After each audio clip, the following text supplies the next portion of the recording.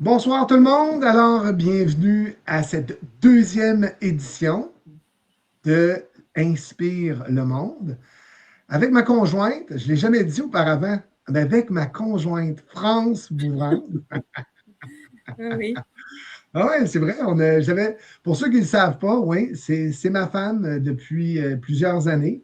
On fait plusieurs choses ensemble, puis c'est grâce à elle qu'on a décidé de poursuivre l'émission différemment. Donc aujourd'hui, c'est grâce à elle qu'on a la page Inspire le monde, puis qu'on a décidé d'avancer dans cette nouvelle aventure ensemble.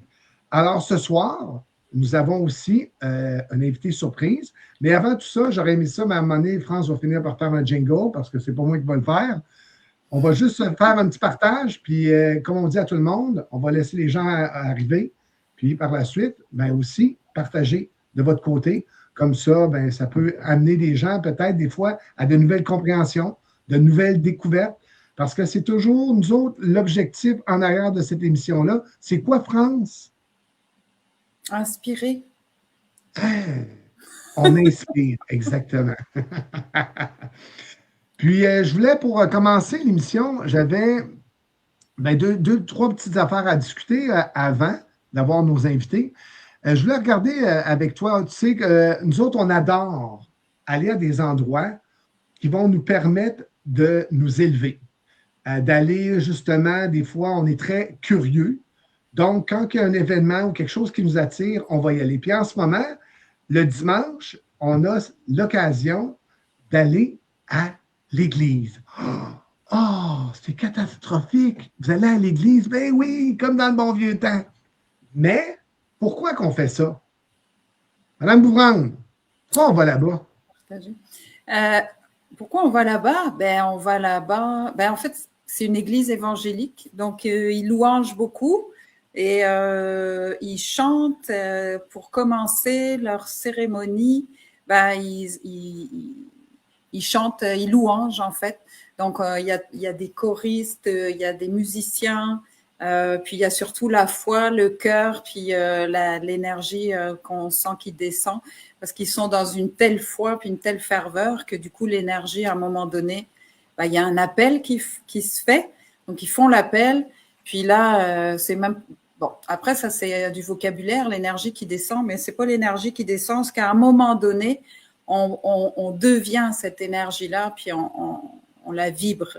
Donc, quand on commence à la ressentir, cette énergie-là de ferveur, de foi en quelque chose de plus grand. Puis les évangéliques, eux, ils ne sont pas reliés à la papauté.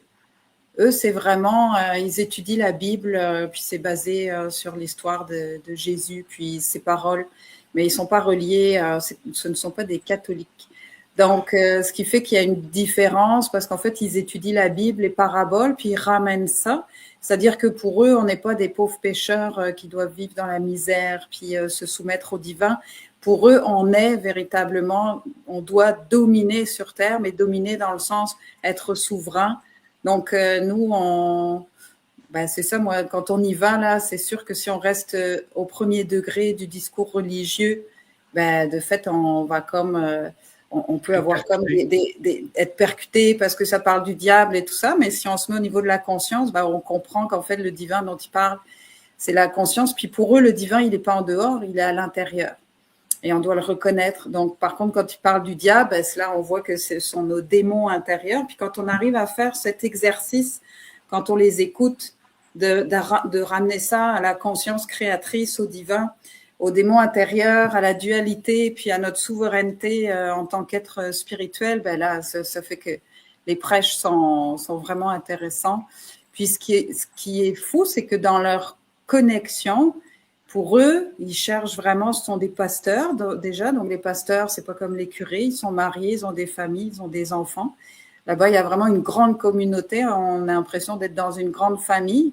Puis en fait, ce qu'il y a, c'est que dans leur foi, dans leur connexion, ils reçoivent véritablement des messages, puis sans le savoir, ce sont des médiums, puis même on a eu l'occasion de vivre des expériences de guérison. Oui, puis pas juste ça. Oui, la dernière fois, en plus de ça. Puis, tu sais, il faut comprendre, on ne va pas là, les gens. Moi, je ne suis pas religieux, entre guillemets. moi, j'aime me connecter à quelque chose de plus haut, de plus élevé. Pourquoi? Parce que c'est de même que je suis apte à me ressourcer. Puis quand on est avec un groupe de gens qui ont cette même quête-là, d'aller justement, de vouloir se connecter à quelque chose de plus haut, de quelque chose de divin, de sacré, ben, c'est ça qui va faire la différence. Donc, moi, j'adore aller me baigner dans cet esprit-là. Puis les louanges. Moi, quand j'étais jeune, il faut comprendre, moi, j'ai 55 ans. Je suis dans la génération que mes parents m'amenaient le dimanche de force pour aller à l'église, puis commencer. Il est grand le mystère de la foi, nous célébrons ta mort. Tu sais, je veux dire, super pénible. Si on est sur le bord de la dépression, tu sors de là, t'es pas remonté puis dire, je vais passer dans le tas. Tu es en train de dire, hey, Colin, je vais aller me coucher. C'est la journée. C'est totalement différent.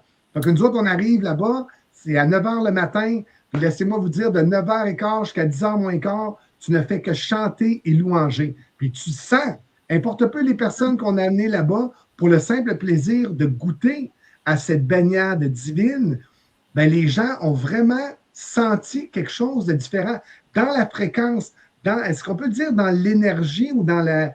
Ben oui, dans l'énergie, parce qu'on sent l'énergie à un moment, parce qu'on la devient, cette énergie, parce qu'on est dans... Tout le monde chante pour la même chose, ce qui fait qu'à un moment, on devient tous la même... On est tous à la même fréquence, on se met tous à vibrer de la même manière. Puis après, selon la sensibilité de chacun, ben, on va plus ou moins le ressentir si on se laisse aller. Mais il y a vraiment... C'est ça, là, on rentre... C'est un genre de transe, hein, finalement. Mais oui. C'est ça, alors... C'est pas pour faire non plus de la pub ici ou quoi que ce soit, mais moi, je dis aux gens, si vous avez l'opportunité d'aller à un endroit hautement vibratoire qui va vous élever, faites-le. Parce que cette baignade-là, à tous les semaines, nous fait du bien. Moi, c'est ça. C'est pour ça que lorsque j'ai l'occasion, puis le dimanche, je me permets, avec France, d'aller, l'instant de moment, goûter à ça. Puis qu'est-ce que je trouvais intéressant, c'est qu'à un moment donné, dans la preach, dans le discours du pasteur, il parlait des domaines d'influence. Puis là, j'étais très curieux parce que pour eux autres, ils disaient, bon, ben, il faut prier. Eux autres, ils font beaucoup de prières, puis ils prient pour les autres.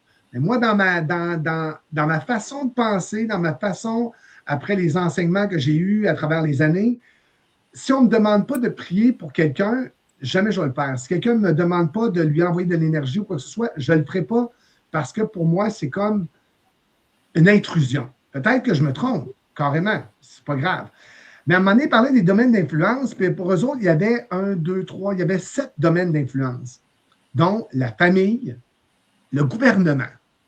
Puis là, il disait à un moment donné, il dit, priez pour vos gouvernements, priez pour vos ministres. J'étais là. Puis moi, je voulais savoir, moi, je suis curieux de ton opinion là-dessus, France. Parce qu'il ne disait pas de prier pour le gouvernement ou pour les ministres, il disait de prier pour que des êtres comme nous puissent atteindre le ministère et le gouvernement pour changer les choses. C'est pas pareil, là. Non, mais c'est ça, c'est pour ça que je veux l'amener. Oh oui, c'était vraiment pour qu'il y ait cette ouverture à un autre niveau, que des êtres conscients comme eux, comme nous, peu importe là, quand tu pries pour ça, pour qu'il y ait des êtres qui puissent rentrer dans ces espaces-là pour changer les choses et ouvrir la porte à plus de connexion finalement. Donc, c'est pas prier pour nos ministres actuels ou le gouvernement, c'est pour qu'il y ait justement la possibilité d'intégrer ces espaces-là pour changer le monde. Je comprends.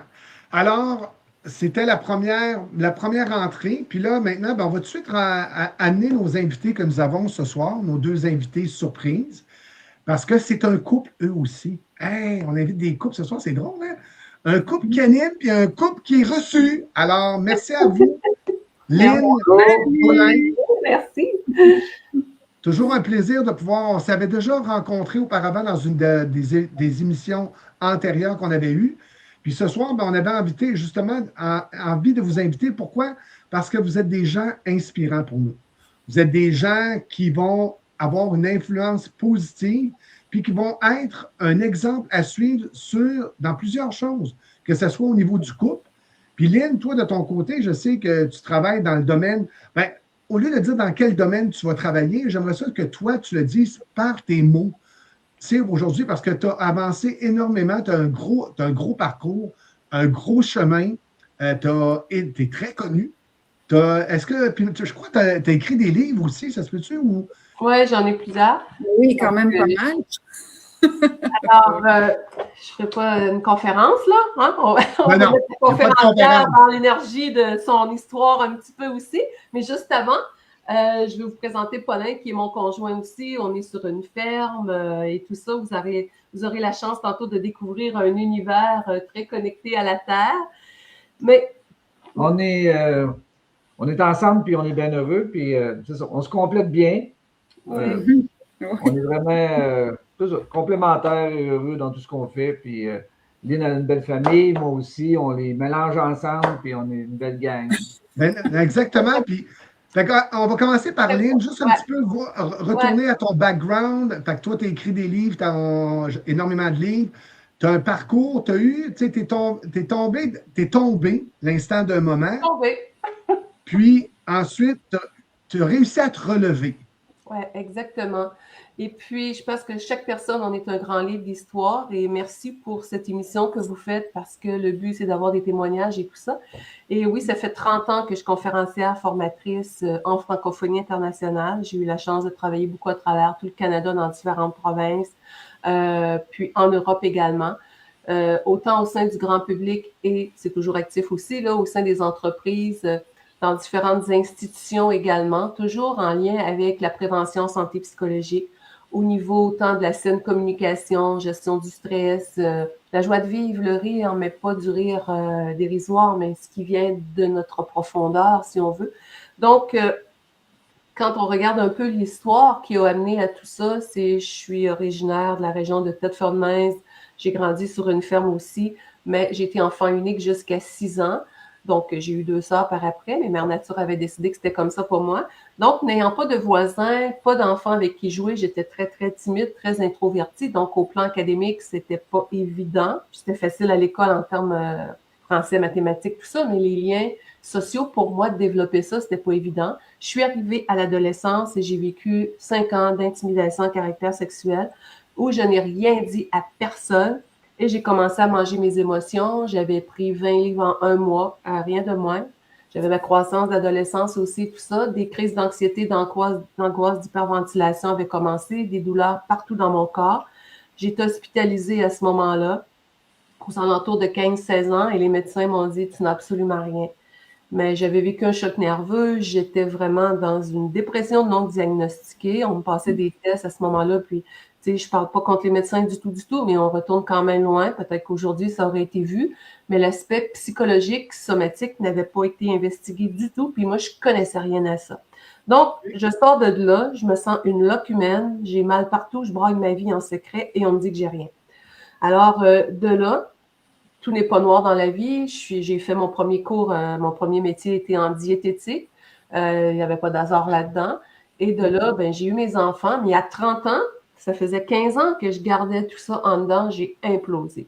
J'avais retrouvé un poids santé et autres, mais j'avais toujours cette souffrance profonde qui était là, de non-dit, et mon corps a crié plein d'éruptions cutanées partout, étourdi en permanence depuis des années. Et là, j'étais le clou. Lève la main.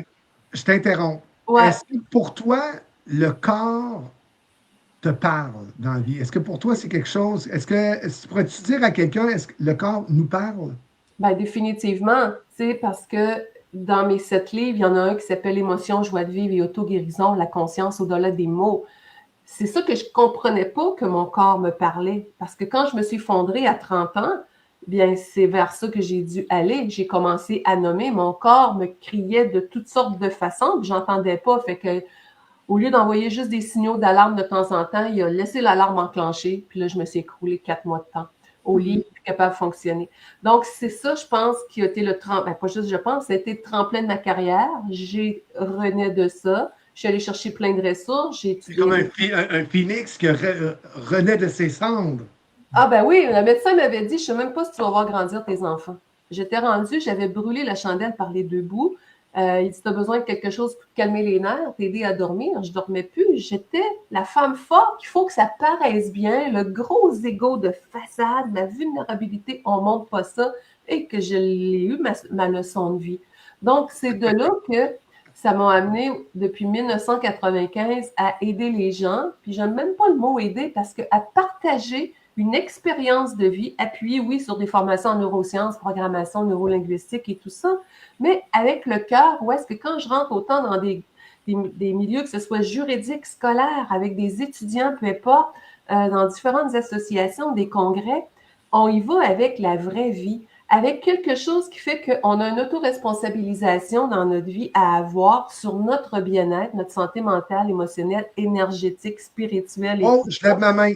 Tu as dit une responsabilité. Oui, avec un gros donc, pour toi, nous sommes responsables de notre situation quelque part. Nous sommes responsables de notre état et de notre bien-être. Bien, on est le dénominateur commun de ce que l'on vit.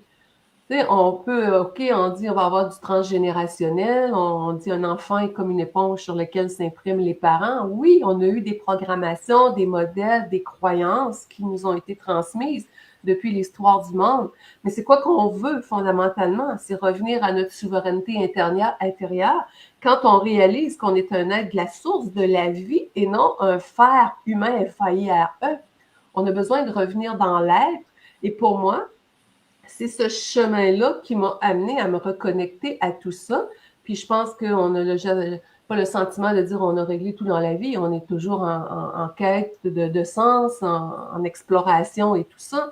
Mais quand on fait ce déclic-là, qu'on n'a plus rien à prouver à personne, puis qu'on s'autorise à aller dans nos zones de sensibilité, de vulnérabilité, de nommer, ça change tout. Mais il n'y a rien de pire que, on le voit dans les guerres de point de vue au niveau relationnel, que ce soit en couple, que ce soit dans les milieux de travail, en famille.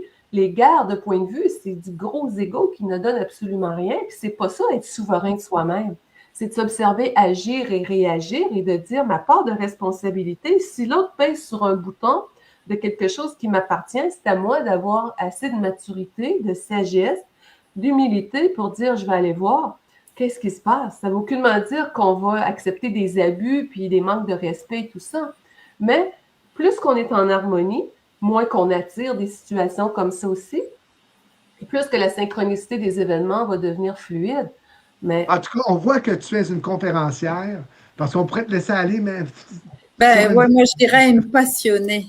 Ouais, c'est ça, c'est que dans nos histoires de vie, c'est après, quand on a un parcours comme toi, en regardant en arrière, tu peux devenir en gratitude de ton expérience qui a été lourde, puis parce qu'aujourd'hui, c'est comme, OK, merci, je me suis choisi ça, ça a été dur, mais c'était pour contribuer aujourd'hui à tout ce que tu fais, puis de devenir, pour moi, tu as une énergie de maman, tu sais, t'es dans c'est vrai, tu es dans le cœur, la générosité, tu sais, ta passion fait que tu l'as tellement vécu que tu connais le chemin. Donc, c'est vraiment ce sillon que tu as tracé. Oui, Paulin? Mais enfin, c'est ça. Ben, j'allais te rentrer, Paulin, je te dis. Je la laisse parler parce que je sais qu'elle aime ça. Lynn, elle a touché le bas fond, puis elle a remonté. Puis là, elle veut pas que les gens qui atteignent le bas fond restent là. Tu sais. Elle veut devenir une enseignante pour comment faire pour pas vivre ce qu'elle a vécu. Ben, c'est des témoignages, là. Des témoignages, il faut vivre. Pour enseigner quelque chose, il faut le vivre. Il faut l'avoir vécu. Elle a vécu quelque chose, puis elle aime ça le partager pour que les gens puissent ne pas traverser ce qu'elle a passé. Là. Mais c'est ça. C'est parce que c'est ça, tu connais le chemin, puis tu l'as approfondi, puis tu l'as adapté, ajusté pour que chacun puisse... tu l'as vulgarisé aussi pour que ce soit accessible à tout le monde avec les différents outils que tu as créés. Puis c'est ça. Puis on venait souvent me chercher à la radio, à la télé. On n'est plus à la télé tellement, le monde a changé. Mais quand j'en ai fait beaucoup, c'était souvent pour cette résilience, ce parcours-là. Puis les gens qui nous écoutent aujourd'hui, je vous invite juste à aller dans le sentier. Là. Puis quand on pense à notre premier bout de vie jusqu'à aujourd'hui, il y a toute une histoire, il y a eu des grandes traversées, mais si on va chercher la reconnaissance de notre apprentissage, ce qu'on a pu être pour le traverser, puis qu'on met de la reconnaissance, oui, mais de la gratitude pour l'expérience, ça nous amène à pouvoir récolter les fruits de tout ça, au lieu de rester dans la victimisation. Et plus qu'on force, moins que les choses fonctionnent, moins qu'il y a de joie, moins qu'il y a d'abondance. Alors, c'est ce regard sur soi, vraiment dans notre espace cœur qui vient tout changer. Puis quand on pogne les bas-fonds, comme je les ai pognés 2 fois, pogner mes amis qui nous écoutent en Europe, atteindre, toucher. Ouais, de toute façon, il y a personne qui nous écoute à cette heure-là. Et, je pense non, en rediffusion, je sais qu'il y a des fois... Il est 2 heures du matin. Ben, c'est ça. Alors, c'est pour ça que tout ça permet d'avoir ce que j'appelle un couple sacré, comme vous autres. Et puis, il n'y en a plus de chicane quand on est dans cet espace-là. J'ai jamais été une chicanière de ma vie, dans d'autres relations non plus. Mais cet espace de paix, on peut le partager avec l'autre. Et quand l'autre est dans cet espace cœur-là aussi, ça fait des relations qui sont saines, qui sont extraordinaires, avec soi d'abord et qu'on peut partager avec l'autre. Paulin, Ouais. pour venir à toi. Ouais. Pour ceux qui ne le savent pas, ben Paulin, c'est. Toi, tu dirais que tu es un fermier. C'est quoi le. Non, je suis pas. Quand quelqu'un te demande, hey Paulin, Ouais. qu'est-ce que tu fais dans la vie? Moi, je dis, je suis producteur laitier et acéricole. C'est ce que je fais. Bon, parfait. Tu es un producteur laitier. Moi, je t'ai vu, j'ai eu la chance d'aller à votre ferme, dans votre lieu sacré. J'ai vu la façon, moi, ça m'a touché là, au cœur direct, la façon que tu traites les animaux, puis l'amour que tu as pour ce que tu fais. Tu sais, quelqu'un qui me dit, Charles, c'est quoi la différence entre faire et être? Va voir Paulin. Tu veux être dans le je suis, tu veux juste simplement vivre le moment. Pour moi, Paulin, tu es un exemple parfait de quelqu'un qui vit au jour le jour, qui vit avec le lever, qui vit avec le coucher, qui vit au rythme de l'humain. Aussi. C'est vraiment ça. Non, mais pour moi, c'est ça. Puis d'aller là, dans ton espace, me permet l'instant d'un moment de justement, wow! Charles, tantôt tu parlais, pour toi, les vaches, il y a 3 R. Puis j'aimerais ça que tu nous en parles, parce que pour moi, c'est comme quelque chose à suivre. Ouais. Je t'expliquais tantôt que les vaches, ils ont les 3 R. C'est des ruminants qui raffolent de la routine. Les autres, ce qu'ils veulent, c'est que ce soit toujours pareil. La même nourriture, donnée par le même gars, à la même heure. Ça, c'est le paradis, c'est ça. C'est ça qui est beau. Puis le fait, tu sais, quand tu es à côté d'eux autres, on dirait que, comme France elle disait, c'est des forces tranquilles. Moi, les vaches, ça a toujours été, quand j'étais petite, les frères de ma grand-mère avaient des fermes en Ardèche. Puis il y avait ces vaches. Puis moi, j'adorais être à côté des vaches parce que ça me déposait. Pour moi, c'est comme, c'est là, c'est posé, c'est des forces tranquilles, ça rumine. C'est tellement imposant en plus qu'il y a vraiment une... Combien de bébés? T'en as combien de ces beaux bébés-là, toi? Là, présentement, on en traite 60, mais en tout, on a environ 100. En tout. Une centaine. Ouais. Ah ouais, OK. Avec les jeunisses, les vacheteries. Puis on est allé faire rentrer les vaches avec toi une fois. Ouais. Puis c'est quelle expérience. Puis là, c'est là qu'on découvre que chaque vache, vous connaissez, elles ont tout un nom, vous connaissez. C'est ce que je voulais, c'est exactement ce que j'allais dire. C'est tellement magique, là, ce lien. C'est exactement ça, Paulin. On peut faire que du bon lait. C'est ça. Pour toi, est-ce qu'ils ont chacun leur personnalité? Tu les connais, on est d'accord que pour toi, tu es capable de les reconnaître, chacune d'elles. Oui, oui. Il y en a qui sont nerveuses, il y en a d'autres qui sont calmes, il y en a d'autres qui sont... ils ont leur personnalité. Puis quand l'été, ils vont au pâturage le jour, puis vers 3 heures, ils s'en viennent au bord de la porte, puis on ouvre la porte, là, ils rentrent, là, puis on n'a pas besoin d'aller dehors. Ils rentrent tous, puis ils s'en vont toujours environ à la même place. Puis c'est toujours la première qui rentre la première, c'est toujours la dernière qui rentre la dernière. Oui. Ah ouais, c'est presque toujours pareil. Il y a une sorte de hiérarchie, là. OK. Puis c'est ça. Il y en a qui aiment mieux être du côté à gauche, il y en a d'autres qui sont du côté à droite de l'étable. Puis ils ont leur OK. habitude. Puis pour toi, est-ce qu'ils ont pas tous chacun leur nom, par contre? Oui, oui, ils ont tous leur nom. Oui, ils sont Parce tous leurs que- noms. Je sais, j'avais demandé à ton fils, Paulin. Chaque vache a son nom? Oui. Parce que toi, tu as un baptistère ou tu es enregistré au gouvernement, mais eux autres aussi sont tous enregistrés. Ils ont une fiche. Ils ont tous. Leur nom a 3 noms. Le premier, c'est le nom de la ferme. Le deuxième, c'est le nom du père. Et le troisième, c'est leur nom à eux. Fait que comme nous, notre ferme, c'est Fortoise. Fait que toutes les vaches commencent par, supposons, Fortoise, Starbuck, Lisa Marie.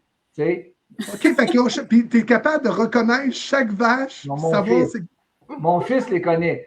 Puis à chaque vache, je dis à mon fils, c'est qui son père, elle? Ben, c'est un tel. C'est qui sa mère? C'est une telle. Lui, il a comme. Moi, j'étais comme ça. Quand j'étais jeune, master, ça ne m'intéresse plus. C'est lui c'est lui qui les crée. C'est lui qui choisit les croisements. C'est lui qui les insémine. Fait que il choisit le père de chaque vache pour que la fille soit meilleure que sa mère. Des fois, ça marche, des fois, ça ne marche pas. Puis, mais c'est ça. Ça fait combien? Est-ce que c'est ta ferme, est-ce qu'elle est intergénérationnelle ou c'est que toi, tu t'es lancé là-dedans ou Non, c'est de père en fils? c'est de père en fils. Moi, c'est la firme de mon père. Puis mon grand-père, il l'a acheté d'un monsieur, mais c'était pour mon père. Mon père avait 17 ans. Il a acheté la ferme, puis mon père n'était pas marié. Fait que la maison où est-ce que j'ai élevé mes enfants, là, puis que moi j'ai été élevé, la maison est restée vide 7 ans. Mais cette ferme-là, c'est l'oncle à mon grand-père qui a bâti la maison. Autrement dit, le premier Fortier, mon arrière-arrière-grand-père est arrivé là. Puis l'oncle à mon grand-père, il a vécu là, mais après ça, ça s'est vendu à des étrangers. Puis mon grand-père l'a racheté pour mon père en 48, je pense. OK, ouais. Est-ce que pour toi, moi, je vois ça, pour moi, les fermiers, ceux qui travaillent dans ce domaine-là, pour moi, c'est une vocation. Parce qu'on est d'accord, c'est du 7 jours sur 7, là, 24 heures sur 24. Il peut arriver qu'une bête soit malade. Tu sais, je veux dire, tu es tout le temps, tu es comme un petit peu aux aguets dans un sens. Puis moi, je suis curieux. Tu te couches à quelle heure? Tu te lèves à quelle heure pour le fun? Je me couche vers 9h30. Ouais. Mais je me lève à 5h30 le matin, puis je commence à travailler à 6h, puis le soir, je finis vers 8h30. Puis, OK, fait que tu roules non-stop, là. T'es en action, t'es en mouvement, il y a quelque chose qui se passe. Comme là, le matin, ma routine actuellement, si je me lève à 5h30, le temps que je m'habille puis je me rende à l'étable, il est 6h. Je fais la traite jusqu'à 8h30. Là, moi et Lynn, on déjeune. Puis à 9h30, je m'en vais entailler. Puis je reviens à midi. À 1h, je retourne entailler. Je marche dans la neige, là. Oui, mais parce que ça, le monde. Là, C'est ça, exactement. Il faut comprendre, Paulin aussi, ce que vous ne savez pas, il y a ses 100 bébés, il y a sa ferme laitière, mais il y a aussi une autre passion. C'est un acériculteur. Oui. Parfait, je l'ai bien dit. Pour ceux qui ne savent pas, il produit du sirop.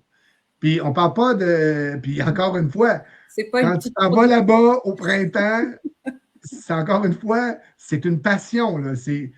Quand il t'en parle, puis on va l'écouter. Là, en ce moment, c'est pendant ta période hivernale, là, tu me disais du mois de janvier jusqu'à pratiquement là, tu vas faire, c'est le temps d'entailler tes érables. C'est ça, hein? C'est ça. Tu en fais combien pour le fun? Comment j'en fais? Ben, on a 12 000. 12 000 en taille. Ça veut dire que tu entailles pendant 30 jours non-stop minimum. Ben, c'est ça. Il y a 2-3 ça, c'est quoi? engage, là. On est 3, mais j'en fais la moitié à moi tout seul. Là. Ouais. J'en fais à moitié. Moi j'ai des bodés, mais eux autres, ça en prend 2 pour faire le travail de 1 Paulin. T'as tout compris. Là. Puis dans l'observation, là, moi, ce que j'ai envie de dire, c'est que Paulin, tu aimes autant tes érables que tu aimes tes vaches. Ah oui. Ben, moi, Les arbres, tu as un lien aussi avec les arbres, là, tu sais, c'est comme… Ben, ça, là, moi, ma passion, c'est bûcher. En vérité, c'est comme jardiner. Je jardine ma forêt, mais je le fais tout l'automne. Puis, on se promène, puis on enlève les arbres morts, on enlève tous ceux qui nuisent, les indésirables, les cassés. Mais c'est surtout des arbres morts. Parce que j'enlève pas, ceux qui sont vivants, je les enlève pas, à moins qu'ils soient vraiment nuisibles. Mais est-ce que, parce que ce que tu m'avais dit dans le temps que j'étais là, c'est qu'aussi parce que si ça tombe, ça va casser sur tes fils. C'est aussi cette Ouais. raison-là qui fait que tu es obligé justement d'enlever ceux qui sont morts. Puis l'autre, mais ça veut dire que quelque part, là, quand tu entailles, ça veut dire que c'est au moins 6 heures par jour que vous êtes trois à entailler pendant les 30 jours suivants, les 30 jours en ligne pratiquement. Ben, moi, j'entaille pendant 30 jours, puis j'ai un employé qui vient un petit peu moins, peut-être 20 jours, puis mon fils fait peut-être 10-12 jours. Mais moi, je fais plus de temps parce que mon fils est à l'étable. Puis on a un employé qui ça fait 20 ans qui vient toujours entailler sa même section-là. OK? Puis la façon de procéder, c'est que à chaque année, au mois de janvier, on fait un trou neuf. Parce que l'ancien trou, c'est guéri. C'est comme une blessure. Si tu veux avoir du sang, ça prend une blessure fraîche. Fait que on fait un trou neuf, puis on met le chalumeau, puis quand que le dégel arrive, en février, mars, avril, là, ce trou-là se met à couler. À la fin avril, ce trou-là, il commence à cicatriser, puis il arrête de couler. Fait que fin avril, quand notre printemps, nos sucres sont finis, on enlève le chalumeau du trou, on lui met un peu d'alcool, on le met sur le thé-bouchon, puis l'arbre, il n'y a plus d'entaille. Il commence sa guérison. Fait que toi, dans le fond, c'est que, tu sais, quelque part, fait que tu es tout le temps au rythme des saisons, au rythme des vaches, au rythme des arbres. Fait que, tu sais, cette communion-là pour toi, est-ce que c'est une forme de ressourcement? Est-ce que ça te permet d'avoir cette force à tous les jours? Parce que veux pas, à un moment donné, ça n'y a pas des moments où tu dis, Christy, je suis fatigué ou non? Moi, j'ai un principe qui dit que tu développes ton corps selon ta job. Comme par exemple, si tu es camionneur, tu vas développer un corps pour le camionnage. Tu sais? Souvent, les gars, ils vont prendre un peu de poids, ils vont avoir mal dans le dos. Mais moi, j'ai développé mon corps selon ma job que j'ai à faire. Tous les gars qui entaillent, là, ils sont secs. Ils ne sont pas gros, là, ils sont secs. Puis on marche beaucoup. Moi, je marche peut-être 15-20 000 pas par jour. Je marche ça me dit absolument rien. Tu me dirais le nombre d'heures que tu marches, ça va être plus simple pour moi. Mais ça fait une dizaine de kilomètres par jour. OK, ouais, dans la neige, là. Dans la neige. Oui, dans la neige, dans l'étable. Puis nous autres, c'est comme un mode de vie. Quand arrive le printemps, que ça commence à verdir à l'extérieur, là, on change notre mentalité. Là, on ne pense plus aux érables. Là, on pense aux champs, on pense au pâturage qui s'en vient, à l'herbe qui commence à pousser. Là, on a notre tête à ça. Puis là, après ça, ça arrive le temps des foins. Là, on pense juste au temps des foins. C'est ça, je dis, tu vis vraiment au rythme des saisons. Vraiment. Tu es baigné dans les saisons. Puis en ce moment, tu parles de ton fils, ça veut dire que ton fils, tranquillement, est-ce qu'il a la même passion pour prendre la relève, pour avoir cette vocation que toi, tu as? Oui, mais lui, il est plus du côté animal, lui, plus les expositions. Il adore les expositions agricoles. Là. C'est les gens qui apportent des animaux, là, c'est comme une parade de mode. Là. C'est des concours de beauté, là, c'est ça. Avec toutes sortes de trucs, là, puis il faut que la tare ait une grosse côte bien développée, puis en tout cas.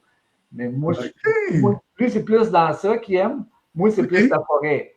Bûcher, on arrive à l'automne, là, quand c'est le temps d'aller faire le ménage de la forêt, c'est un vrai petit gamin, mais tu sais, quand tu poses la question au niveau de son énergie, tu sais, c'est tellement une passion dans l'instant présent, aussi avec une mentalité qui est toujours dans une grande sagesse, tu sais, une capacité de regarder les choses avec un pas de recul, pas s'associer émotionnellement. Puis il y en a peut-être qui se disent, ouais, mais votre vie de couple à travers de ça, elle est où? On a toujours du temps pour nous. le matin au repas, le midi, le soir, il vient manger, ça prend 1 heure et demie qu'on se donne, les pauses à travers de ça. On a le temps de se voir, on passe le restant de la soirée quand il revient après. Je vais aller le rejoindre dans le bois des fois. Hey, c'est con la question que je vais vous poser. Ben non, il n'y a pas de question conne. Est-ce que vous êtes, parce que je me dis, c'est tellement quelque chose à vivre, je me demande s'il n'y aurait pas des genres d'hôtels ou d'espèces d'Airbnb où l'instant d'un moment, tu viens 2 jours, tu viens participer à la vie, justement, de quelqu'un comme toi pour être simplement baigné dans ça, puis de voir à quel point c'est beau, puis à quel point que ce que tu fais pour moi est d'une grande importance, tellement.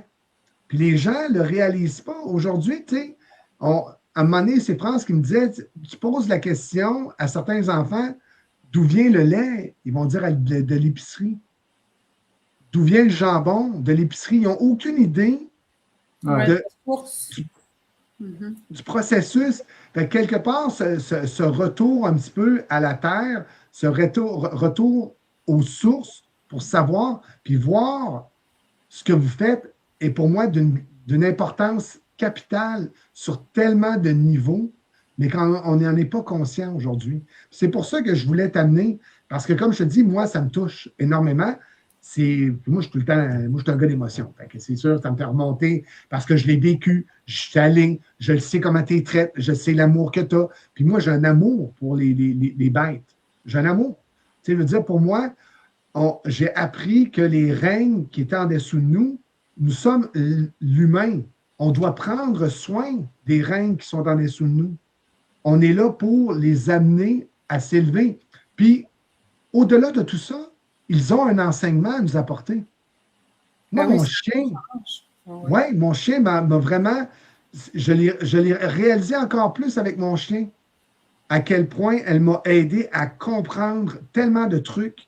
Elle m'a fait évoluer avec une grande compréhension. Puis aujourd'hui, c'est pour ça que, tu sais, moi, je trouverais quelque part, si on avait l'occasion de créer des espèces d'hôtels fermes qui avaient l'opportunité d'accueillir des gens pour leur faire vivre l'instant d'un moment, ce que vous vivez à tous les jours, pour retourner dans l'instant. Lâcher le mental, parce que, tu sais, le monde sont tout le temps, on rumine, on est en char. Tu sais, je regardais, j'étais dans le trafic aujourd'hui, parce que je revenais de voir un ami, puis je regardais les gens. Qu'est-ce qu'on n'est pas là? Tu as la suite dans les idées quand tu dis on rumine? Oui.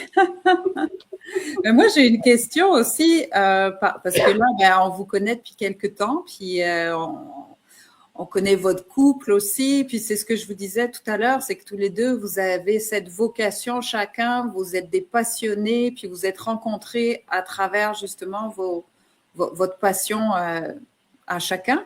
Puis toi, Lynn, tu disais, toi, tu as été élevée dans une ferme. Ouais.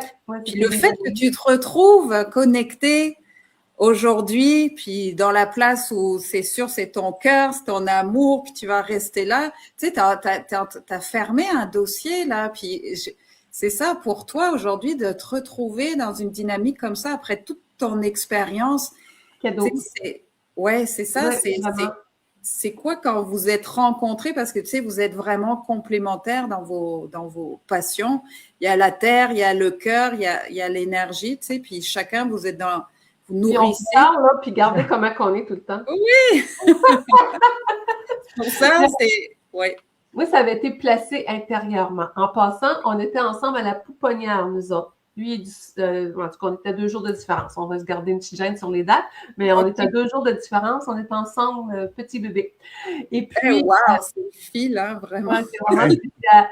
Et de là, moi, j'avais vraiment visualisé... Tu sais, on a tous des expériences des fois où est-ce que ça va avoir fait des vagues dans notre vie, puis on a eu des acteurs, des actrices dans notre pièce de théâtre de vie pour nous amener certains apprentissages. Et là, je m'étais dit, OK, qu'est-ce que je veux vraiment? C'est quoi ce que j'appelle mes territoires non négociables? Il n'y a pas de dureté là-dedans.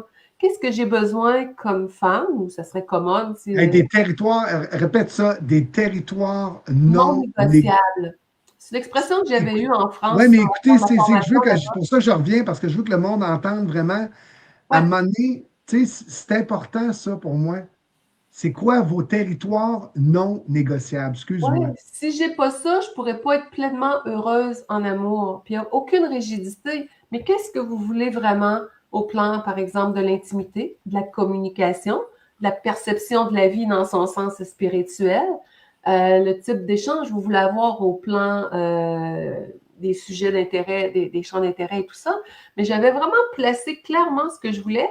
Et moi, ce qui est particulier, ça faisait 20 ans que si j'avais eu à changer de maison, des fois, je regardais toujours ici dans le rang de campagne où est-ce qu'on est, s'il n'y avait pas quelque chose à vendre. Il y avait quelque chose au plus profond de mon âme qui m'amenait toujours, toujours là. Et puis, même avant de le rencontrer, il y avait quelque chose à louer. J'avais vendu ma maison et je me disais, j'aimerais ça m'en aller, un petit lac pas tellement loin, au bout de la ferme ici. C'est là que j'aimerais aller, mais c'était pas disponible. Donc, je place vraiment, vraiment intérieurement ces territoires non négociables. Et pour moi, je veux vivre sur une terre. Je veux retourner en campagne, mais je pense pas nécessairement à ici. Et c'est ma sœur qui m'a présenté mon amoureux, parce que c'est le cousin de mon beau-frère. On était dans un festival ici. Et puis, quand j'ai vu où est-ce qu'il demeurait, exactement où est-ce que j'avais rêvé de vivre depuis 20 ans et dans l'environnement que je souhaitais. Donc, c'est aucunement de la pensée magique. Quand j'ai commencé à travailler en Europe, je l'avais placé exactement. Je connaissais personne là-bas. Il m'est arrivé un courriel un moment donné. J'ai commencé à faire une tournée corporative là-bas en 2008. C'est pas toujours aussi facile, la vie. Mais quand on est clair avec soi, qu'il y a de la légèreté, de la fluidité et sans forcer, parce que plus qu'on force, moins que ça marche, puis qu'on l'ancre vraiment dans chacune de nos cellules, bien, on fait, au lieu de résister à l'énergie de la vie, puis de mettre le pied sur comme un boyau d'eau, que l'eau elle a besoin de circuler, si on met le pied dessus, ça fonctionne plus. Donc, nos territoires non négociables, c'est de l'amour de soi, c'est de la bienveillance, c'est de l'harmonie avec soi-même, que j'ai le droit d'avoir des besoins, j'ai le droit d'avoir quelque chose qui va me faire du bien et de m'autoriser à le recevoir. Donc, se laisser traverser par cette énergie-là fluide de la vie. Moi, j'avais imaginé aussi que ça partait de mon cœur ici, cette énergie-là, ça faisait le tour du monde, autant pour commencer à travailler en Europe que pour le rencontrer. Ce champ d'énergie-là partait faire le tour. Et je lui parlais, même si on ne se connaissait pas, je parlais à son âme. Je sais que tu étais quelque part, j'avais engendré déjà la communication. Donc, c'est un peu ça l'histoire. Mais oui, je suis bien Ceux qui cherchent l'amour, voilà une technique. Et tu sais, ce qui est beau aussi, c'est que là aussi, dans ce que tu racontes, c'est que vous étiez ensemble dans la pouponnière, mais tu sais, c'est comme, tu sais, comment je dirais, il y a toujours un temps qui est juste pour la rencontre. C'est parce qu'aussi bien vous vous seriez rencontrés avant, bon, la pouponnière, j'imagine, c'est un peu tôt là, mais dans le processus, vous vous seriez rencontrés avant, ben, peut-être c'était pas encore le moment, mais il y a tout le cheminement, le parcours, parce que toi aussi, Paulin, ton cheminement, ouais, on a eu un parcours différent, mais on a eu un long parcours avant de se rencontrer. Moi, j'ai été marié, puis la mère de mes enfants est décédée en 2018. Puis c'était pas facile, la maladie, tout ça. Fait que, mais depuis que j'étais avec Lynn, c'est une vie nouvelle qui est vraiment pleine de bonheur et pas de petits nuages. C'est vraiment le fun. C'est facile, c'est joyeux, on rit.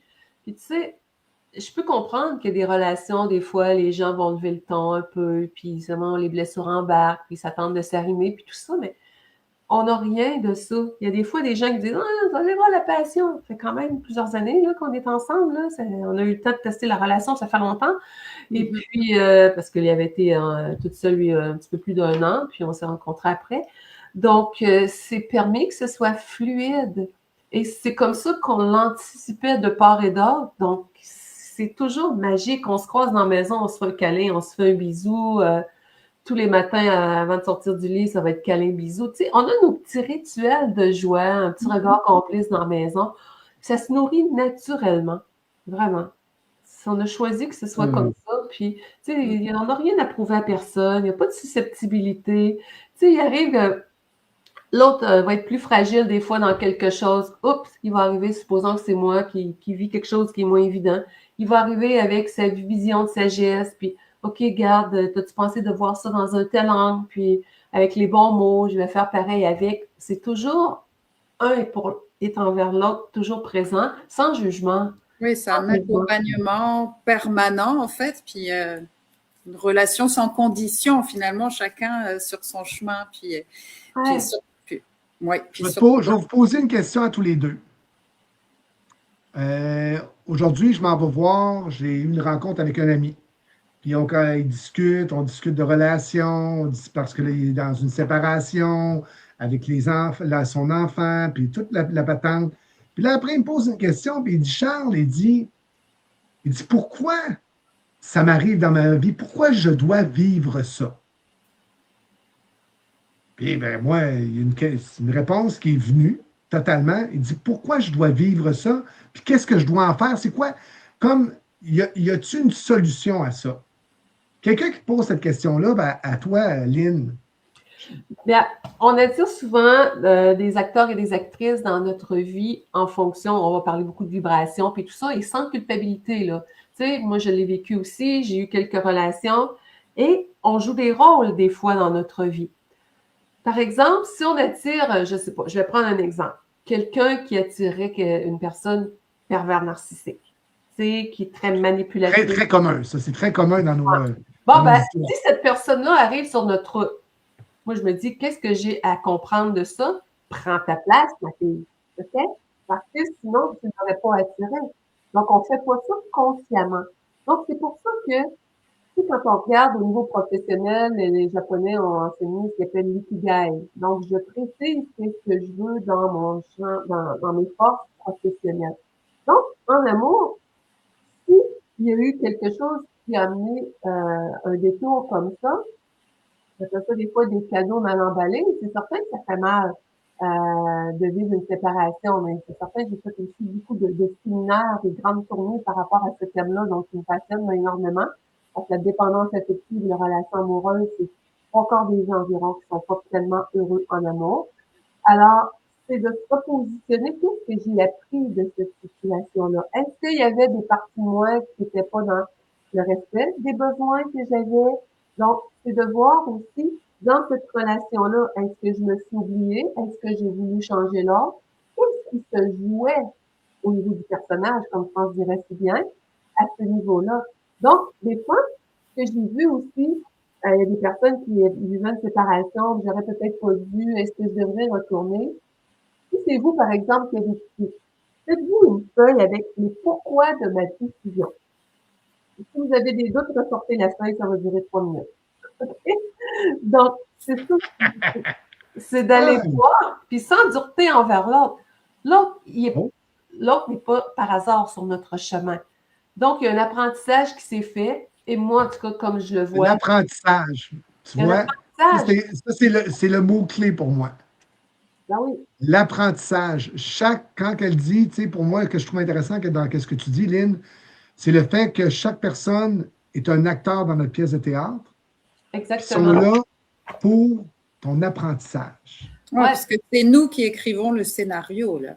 Exactement. Puis c'est ça que j'explique dans comment, tu sais, se libérer de la dépendance, comment aimer sans se perdre.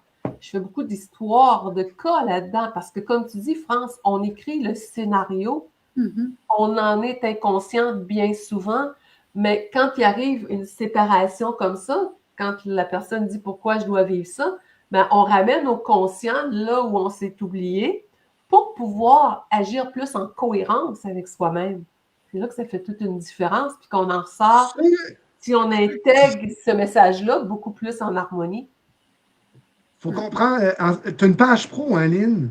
Est-ce que tu as une page pro ou c'est Lynn Bolduc, ton Facebook, toi? lynnbolduc.com, mon site Internet. Puis vous avez sur Facebook Lynn Bolduc, vous allez me trouver tout de suite. J'avais une belle page de 35 000 personnes. Vous allez la chercher, moi, dans mes amis. Vous tapez Lynn Bolduc, vous allez pouvoir aller la chercher. Ceux qui sont intéressés, allez regarder les livres, ceux qui sont un peu curieux, ceux avec qui que Lynn, sa Bible, tu dis, hey, moi, je veux en savoir plus. Parce que je sais aussi, tu fais des conférences régulièrement. Conférences dans les entreprises, surtout. J'ai beaucoup de formations. OK, ouais, tu fais des conférences. OK, ouais, c'est. Puis tu sais, ceux qui sont intéressés, vous savez quoi? Ben, la porte, elle est là. Puis nous autres, moi, puis France, cette émission-là est justement pour aider à propulser d'autres gens qui vont vous faire vibrer différemment. Parce que oui, nous autres, on fait nos activités. Oui, Moi, je ne fais aucune activité. Madame Bouvrande-France fait ses activités. Moi, je te dis live aussi. Je participe au live. J'ai pas, vous ne pouvez pas aller voir Charles avec son site Internet qui vend quelque chose. Je ne vends plus rien aujourd'hui. Non, mais l'idée, c'est pas ça. vrai. Je vends des choses, mais ce n'est pas pareil, en tout cas. Ouais. Mais ça pour dire, tu sais, des fois, quand on va inviter des gens, c'est que je les amène en lumière parce que je sais que des fois, ça va venir résonner. Leur parcours va venir résonner avec vous. Puis, eux autres, en général, ben, ils vont avoir des pages, comme Lynn a écrit. Tu as écrit combien de livres, Lynn? J'en ai écrit 7. Il y en a juste 3 que j'ai réédités parce que quand on est avec une maison d'édition, ce qui était mon cas, j'ai commencé à écrire moi en 2004.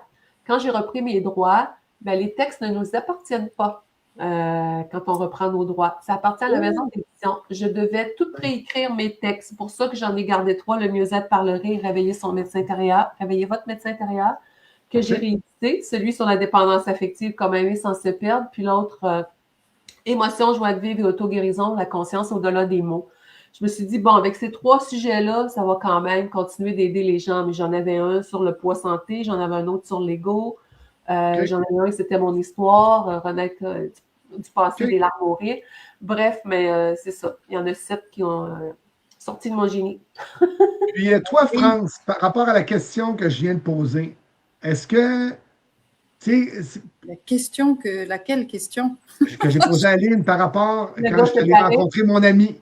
Puis qu'il me dit, Charles, pourquoi qu'on est là? C'est quoi le but? Parce que plusieurs personnes vont se poser cette question-là. Puis pour moi, qu'est-ce qui est venu dans cette simplicité-là? C'était, OK, oui, tous ces gens-là, ces acteurs-là sont là pour ton apprentissage, mais le seul mot pour moi, le mot clé, c'est d'apprendre le grand détachement. Oui. That's it, that's all. Puis le jour, puis comme elle disait, France, puis j'en ai parlé tantôt, puis j'ai aimé comment tu as rebondi, le détachement, mais tu disais sans la... Ben, le grand détachement qui n'est pas la fuite, mais le détachement avec gratitude et reconnaissance de l'expérience vécue. Parce que là, on commence, si on n'est plus dans une relation, ben, ça veut dire qu'on est déjà dans autre chose, mais c'est l'identification au personnage qu'on était dans la relation qui ne lâche pas, auquel on est encore attaché, puis on veut continuer à le faire vivre. Donc, en fait, c'est se détacher non pas en enfouissant puis en prenant la fuite, mais vraiment dans la gratitude puis la reconnaissance de l'expérience, parce qu'on fait que des expériences. Puis comme tu disais, Lynn, c'est ça, là, cette gratitude de hey, merci, grâce à cette expérience-là, ben, on saisit le fruit de ce qu'on est venu apprendre pour passer à l'étape suivante. Mais si on reste identifié, parce qu'en fait, c'est l'ego qui a du mal à lâcher, puis avec le mental, les repères.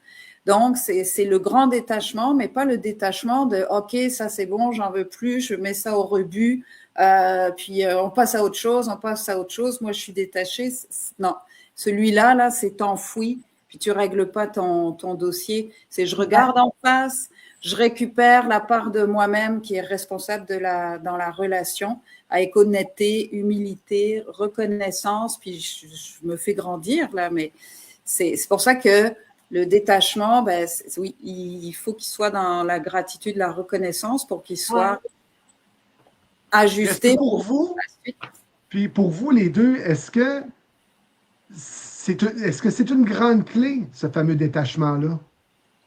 Ben, dans le sens que, je peux te laisser répondre aussi, mais tu sais, on n'est pas la possession l'un de l'autre. Tu sais, on n'a pas le droit de dire, je confie à l'autre un contrat de me rendre heureux ou heureuse. Tu sais, on est bien ensemble, chaque journée est extraordinaire, mais s'il me disait un matin, mon bonheur est ailleurs, je n'ai pas de droit sur lui, là. Tu sais? Je ne dirais pas ça, je sais qu'il ne me dira pas ça. Peut-être avec les érables ou les...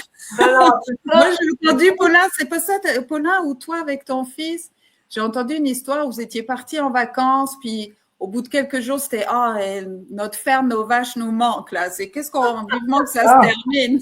C'est une façon de parler, mais c'est ça, tu sais, l'autre n'est pas notre possession. Puis, je fais une petite parenthèse, quand il y a une séparation, s'il y a une accusation de l'ex, si on veut, ben, la prochaine relation risque d'être pire. Parce que je continue de contempler ce qui me dérange. Excuse-moi, tu allais dire. Mais France, pour répondre à ta question, j'ai été en France cette année, en Europe. Oui! Pendant 8 jours, puis j'ai je n'étais pas achalé avec la ferme, hein? Pas du Mais- tout. Ben non, tu étais avec Lynn. Pardon? Tu étais avec Lynn à Ouais, Paris? avec lui. Oui. Puis, c'est ça. Puis, mais comme, mais tu as raison. Nous autres, là, si je vivrais en appartement, où est-ce que j'ai juste à fermer la clé puis à m'en aller, on n'a pas de souci. Mais nous, c'est toujours, c'est en activité chez nous, là. Ça bouge tout le temps, là. Il y a des animaux. Oui, il y a des t'as animaux. 100 bébés. T'as 100 bébés, puis t'as 12 000 en taille. Ouais. Fait on n'est jamais tranquille quand on s'en va. Tu sais, on y pense un peu, mais quand il y a quelqu'un qui est là, de confiance, puis en passant, la fin de semaine, on a un petit employé. Fait qu'on a un petit employé, puis ça nous permet, moi et Lynn, d'aller au restaurant ou à mon fils de prendre un congé. D'aller voir des amis. Mais c'est ça qui est extraordinaire dans ce que tu dis, parce que tu sais, tu as une responsabilité des animaux, des entailles, tu dois respecter un rythme et tout ça. C'est-à-dire, il y a toujours une partie de toi qui est prise dans ça. Mais ce qui fait que ça pousse obligatoirement, pour moi, un apprentissage au lâcher-prise, à la paix intérieure, de s'ancrer, puis de se connecter. La nature, elle aide de toute façon, je suis persuadée, à détacher plus, à prendre plus, parce que, tu sais, pour trouver ton équilibre là-dedans, là, c'est si tu restes vraiment dans la responsabilité qui te génère un stress, puis je suis pas libre, puis c'est pour ça que ça peut être qu'une vocation, ce métier-là, sinon tu n'as pas cette paix, tu peux pas te déposer dans ta vie, là. Le secret pour survivre, là, c'est être en paix en dedans. Mais ça. Il peut pleuvoir sur ton foin, il peut venter dans ton érablière, mais il faut que tu restes toujours là, calme en dedans. Hey, c'est drôle, oui, mais c'est ça qui est drôle, ça fait rire, hein? Tu es obligé d'apprendre ça, là. Ouais. Il peut pleuvoir, tu sais, je veux dire, nous autres, on va se passer. Il peut pleuvoir sur mon foin qui aurait dû être sec. Il peut vanter dans mon érablière puis péter tous mes arbres. Tu sais, nous autres, on ne pense pas ça, le commun du mortel. Là, je reste zen, je respire, je lâche prise. Tu peux être occupé à l'extérieur, tu travailles, mais en dedans, il faut que tu restes calme. Tu sais, c'est ça que. Autrement, si tu as l'impression d'être toujours crispé, tu vas mourir. Mais moi, je m'assierais à côté d'une vache pour cette force tranquille. Donc, elle a ses 3 R. Ouais, tu sais, ça peut amener un petit peu plus de c'est désagréable, mais je veux dire, ça ne dure pas, là. Ça va être quelques minutes, puis ça se ressent. C'est ça, mais je pense que la nature joue beaucoup parce que, tu sais, on les voit, je veux dire, en ville, on a une charge de stress, mais on n'a pas cet espace de ressourcement, d'ancrage, tu sais, de prise à la terre, finalement. Là, c'est pour ça que les gens vont beaucoup aller en campagne, les fins de semaine. Tu sais, on va essayer d'aller à l'extérieur, justement, pour retrouver cette connexion-là, retrouver cette tranquillité-là, cette paix. Tu sais, on fait partie, nous sommes la nature, tu sais, quelque part, c'est intrinsèque. Puis c'est le calme. Quand tu marches en forêt, c'est où? Ça lui donne des idées aussi, parce qu'une fois, il me revient du bois, puis ton cercle d'émotions. Hey, j'ai eu un déclic tantôt, puis je vous laisse peut-être le partager. Je ne sais pas si j'en avais déjà parlé, mais j'étais en train de bûcher, puis il m'est venu un flash. Fait que là, le soir, je dis ça à Lynn, j'ai dit, imagine-toi donc que pendant que je bûchais, il m'est venu la définition du mot liberté. Fait que là, Lynn a dit, ben, explique-moi ça. J'ai dit, ben, pour être libre, il faut que tu t'imagines que tu es au centre. Tu t'imagines un cercle autour de toi avec toutes les émotions que l'être humain peut vivre. La haine, l'angoisse, la peur, la jalousie, l'amour, la gratitude. Mais quand ils sont tous à égale distance de toi, là, ben c'est là que tu es libre. Si il y en a une qui est trop présente, ben c'est comme un boulet, ça t'empêche d'être libre. Mais la liberté, c'est ça. C'est quand que toutes tes émotions sont à égale distance, puis que tu es en contrôle. Et directement dans le cœur de l'arbre. Tu es dans le milieu, puis tes émotions sont autour, puis ils forment un beau cercle. On a appelé ça le cercle d'émotions. Mais c'est ça la liberté. Et je laisserai peut-être compléter, parce que des fois, tu vas dire, OK, on a besoin ou toi, Charles, là, on a besoin de la joie, on a besoin de l'amour aussi, mais en même temps, c'est comme si on reste au point zéro, au centre, en sachant qu'on a accès à ce champ d'énergie-là, parce que c'est des énergies. Mais si quelqu'un garde la tristesse ou la colère trop en proximité aussi, c'est pas mieux. Puis trop la joie peut devenir dérisoire à un moment donné. C'est une question d'équilibre. La peine, supposons que tu traînes une peine, là, que tu n'es pas capable de t'en détacher, mais tu n'es pas libre du tout. Là. À un moment donné, il faut que tu la remettes à sa place. Mais... C'est là qu'on devient le dénominateur commun de nos réactions. Ouais. Moi, j'appelle ça être dans l'œil du cyclone. Tu es au centre, puis ça bouge autour, mais toi, tu es là, au centre, au point neutre, puis tu sais. Moi, en ce moment, j'ai juste, peut-être à cause j'étais avec Paulin, là, j'ai juste l'arbre que je vois, le cœur de l'arbre avec, comment qu'on appelle ça, le tour? L'écorce? Non, pas l'écorce, il y a ce qui est vivant, la partie vivante, c'est le... Punaise, j'ai un blanc de mémoire. C'est pas grave. C'est quelqu'un... L'aubier? Oui, mais c'est exactement l'aubier. Oui. Parce que l'arbre, là, la seule section qui est vivante, c'est entre l'arbre et l'écorce. Tout le reste, c'est l'ancien bois qui sert à tenir l'arbre. Mais la seule vie, c'est entre l'arbre et l'écorce. C'est intéressant, tu sais. Hey, c'est fou aussi. Exactement. Fait que voyez-vous, là, vous êtes comme un arbre. Tout ce que vous avez vécu est simplement pour vous grounder et vous permettre de tenir, mes chers amis. Alors, on en reste connecté à une forte spiritualité. Sur ce, merci à vous, Lynn. Merci à toi, Paulin. Ça a été vraiment un beau moment de partage, très agréable. Merci à vous. Puis, on va sûrement vous réinviter à m'emmener. Fait que nous autres, on va terminer l'émission. Sur ce, ceux qui sont intéressés, comme je l'ai dit, Lynn, tu iras sur mon Facebook, là, sur l'émission. Tu pourras aller mettre ton... Et moi, je mettrai dans la publication. Bon, ben parfait. Puis ton site Internet qu'on va mettre pour voir que les gens puissent aller voir les conférences, si tu fais quelque chose à un moment donné. Puis les livres, s'ils sont intéressés, aller acheter un livre ou quoi que ce soit. Puis moi, je vais partager la vidéo aussi pour que les gens puissent voir tout ce que vous faites parce que je pense que c'est un effet d'entraînement aussi. Alors, il y a la chaîne YouTube et tout ça. Alors, bonne découverte. Merci. Bravo, les amis, pour tout ce que vous apportez. Vous inspirez vraiment le monde. Merci pour ce moment partagé. Puis merci tout le monde de ce temps partagé avec nous également. Ciao, ciao. À bientôt. Bye. Alors, France, merci encore une fois. C'est quand même intéressant de ces premières expérimentations, d'amener des gens qui vont justement inspirer puis faire avancer. Je sais que toi, tu as aussi quelque chose qui s'en vient en fin de semaine. Je crois que demain, c'est la dernière journée là, pour s'inscrire. Tu fais une journée d'expansion. Oui, c'est la samedi. Journée. Samedi, de conscience le 7 février.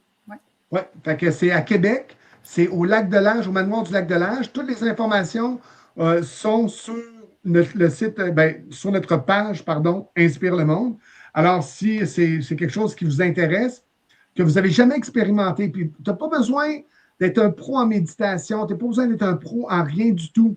Si tu veux simplement l'instant d'un moment décoller, lâcher tout ton mental, être vraiment dans le moment présent parce que pour moi, de vivre une expansion, ça te permet de vivre le moment présent carrément.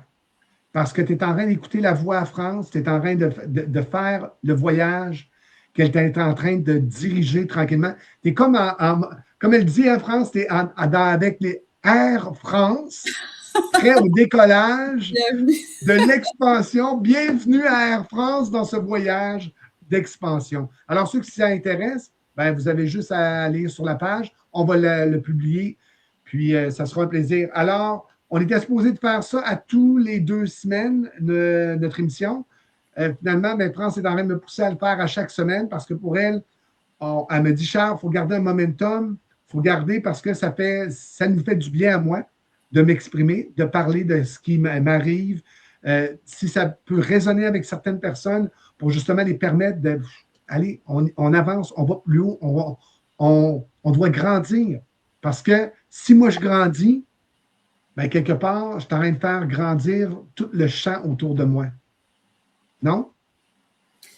Oui, c'est un ensemble, hein, c'est sûr. Puis c'est le fait aussi d'avoir c'est comme un rendez-vous avec soi quelque part, même si nous, on partage des choses, mais c'est comme ça peut rentrer dans un schéma de vie. Le fait de se connecter l'instant d'un moment à d'autres réalités, à d'autres modes de vie, à des témoignages, à de l'information, c'est comme un rendez-vous pour soi. Moi, c'est comme ça que je le vois. Donc, des fois, ça nous demande, parce qu'à 19h15, c'est comme, oh, on a la journée dans les pattes, bon, allez. Cette émission-là là, était, avant de rentrer, là, je vais vous le dire, c'était... Demandez à ma conjointe là, comment que je chignais, puis ça faisait un moment qu'il soupirait, puis là, hey, tu vas me supporter. Puis là, je dis à France, là, tu vas m'aider cette émission-là, mais finalement, tu vois, je suis allé mettre de l'eau, puis encore une fois. Non, c'est une fois qu'on ouais. on y est, c'est tout. Oui, puis on dirait que pour moi, il y a toujours une force plus haute qui va me permettre d'animer. Puis l'instant, le moment, on est je dis que moi, je suis simplement un canal de quelque chose de plus grand pour justement permettre aux gens d'avoir cette opportunité-là, d'écouter quelque chose qui va leur permettre d'avancer puis de raisonner avec eux. Ça, puis l'idée vraiment, je le redis encore, peut-être je l'ai dit la semaine dernière, mais dans le fait de faire venir des gens, pas forcément des personnes qui sont là pour les autres, mais des témoignages de vie aussi. C'est vraiment parce que, c'est ça, il y a tout ce qu'on va entendre dans une dynamique comme cette création-là, d'Inspire le monde, il y a une intention en arrière de cette création-là. Donc, ça veut dire que quand on crée quelque chose, on part d'une intention qui a pas un objectif, mais qui donne une direction dans l'énergie. Puis après, ça va prendre la direction que ça va prendre, mais plus on va laisser ouvert, plus ça permet à chacun de rentrer en résonance avec quelque chose. Ça peut être juste un mot, ça peut être juste une reconnaissance comme là, la personne qui disait qu'elle aussi, elle a vécu dans une ferme, des choses qui vont venir nourrir autre chose, puis après, qui vont pouvoir décristalliser à un autre niveau. Puis surtout en ce moment, hein, on est vraiment dans une tornade en ce moment. Les grandes révélations, tout est en train de péter. Finalement, ce on appelait les complotistes, mais au bout du compte, c'était des gens qui disaient peut-être la vérité. Hey, on est dessus assommés, ça n'a pas de bon sens. Hein? Mais c'est pas grave. C'est là pour vous faire grandir. Puis le mot-clé dans toute cette année qui va être une année explosive, une tornade, le détachement. Par rapport à tout ce qui va arriver comme information, parce que vous allez vous faire bombarder, ça va être hallucinant. Ouais, le cheval de feu.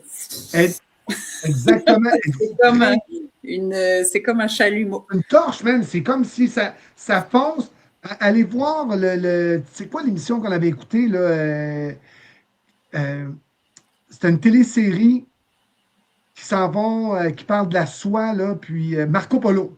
Ceux qui voient sur Netflix, Marco Polo, à un moment donné, puis il allume parce qu'il veut rentrer un village, je ne sais pas trop quoi, puis lui, il a amené des chevaux qui rentrent, qui sont en feu, puis qui rentrent directement dans le village. Fait que, tu sais, pour moi, cheval de feu, c'est vraiment ça. Fait que c'est comme une trail de chevaux. Fait que quelque part, cette année-là, là, elle va être quand même explosive. Tout va être embrasé. C'est le mot-clé. Ben justement. Embrasé, puis oui, c'est parce que le feu, c'est ça, c'est l'énergie. Il a ces deux polarités. Il y a la destruction, c'est-à-dire déconstruire. Il y a la destruction, puis il y a la mise en lumière. C'est vraiment... Puis le cheval, ça avance. C'est maintenant. Donc, si on n'a pas sauté dans le train, là, ça va être difficile de suivre. Donc, c'est maintenant que ça se passe pour créer les nouvelles fondations. Alors, pratiquez votre détachement, mes chers amis. Sur ce, ouvrez votre troisième œil. On se voit la semaine prochaine. Merci à toi, France, d'avoir été là. Toujours un plaisir de pouvoir partager avec toi ce beau moment. Et merci à vous. La seule chose qu'on vous dit, partagez. C'est ce qui nous aide à promouvoir cette page-là, puis qui va amener d'autres personnes à le voir, puis qu'on va pouvoir par la suite les inviter. Si vous avez des questions, gênez-vous pas. Envoyez vos questions soit directement à moi sur Messenger, directement à France sur Messenger, ou directement sur le Messenger de notre page Inspire le monde. Oui, on est là justement pour faire avancer les choses. Fait que si vous avez des... Puis aucune question n'est stupide. Parce que des questions que vous avez, il y a sûrement d'autres qui ont les mêmes questions que vous. Sur ce, tout le monde, bonne fin de soirée. Merci d'être là. Et partagez. Sur ce, ciao, ciao. Belle semaine. Bye bye.